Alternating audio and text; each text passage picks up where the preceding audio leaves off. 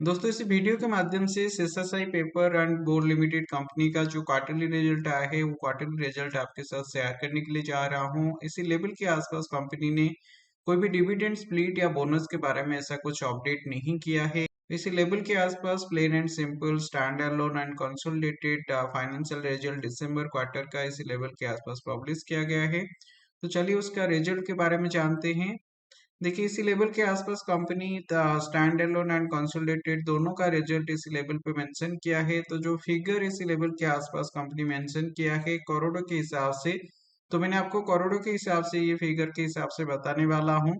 हम direct stand alone के बारे में जान लेते हैं। तो देखो स्टैंड एलोन रिजल्ट अगर हम दिसंबर क्वार्टर का देखेंगे, इनकम जो इसी लेवल के आसपास जनरेट हुआ है 451 करोड़ के आसपास, जो कि प्रीवियस क्वार्टर पे 413 करोड़ के आसपास था और प्रीवियस ईयर 484 करोड़ के आसपास था। तो देखो प्रीवियस क्वार्टर के हिसाब से अच्छा खासा इसी लेवल के आसपास बढ़ोतरी हमको देखने के लिए मिल रहा है। तो लगभग 10% के आसपास इनकम के अंदर बढ़ोतरी हमको देखने के लिए मिल रहा है। लेकिन प्रीवियस ईयर के हिसाब से देखेंगे तो ये लेवल के आसपास 10% के आसपास 10 to 15% का लेस इनकम हमको देखने के लिए मिल रहा है। चलिए अभी एक्सपेंसेस के बारे में जानते हैं। जो एक्सपेंसेस कंपनी इसी लेवल के आसपास मेंशन किया है 436 करोड़ के आसपास, जो कि प्रीवियस क्वार्टर पे 380 करोड़ था और प्रीवियस ईयर 397 करोड़ के आसपास था। तो देखो कंपनी उसका एक्सपेंसेस को उतना ज्यादा मैनेज नहीं कर पाया है। एक्सपेंसेस इसी क्वार्टर पे ज्यादा एक्सपेंसेस हमको देखने के लिए मिल रहा है प्रीवियस क्वार्टर के हिसाब से और प्रीवियस ईयर के हिसाब से।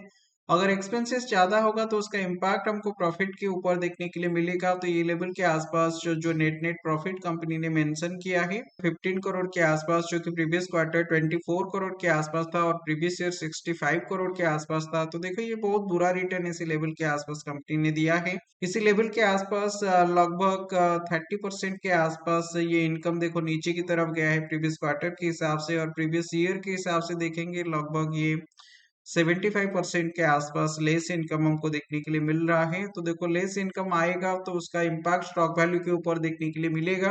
दोस्तों चैनल को सब्सक्राइब करके सपोर्ट जरूर कीजिएगा। चलिए भी स्टॉक का ईपीएस वैल्यू के बारे में जान लेते हैं। देखो जो ईपीएस वैल्यू इसी लेवल के आसपास 4.11 के आसपास था, यह अभी घट के 2.63 के आसपास आ चुका है। आप ये स्टॉक पे कितना क्वांटिटी होल्ड रखे हो कमेंट सेक्शन पे जरूर बताइएगा।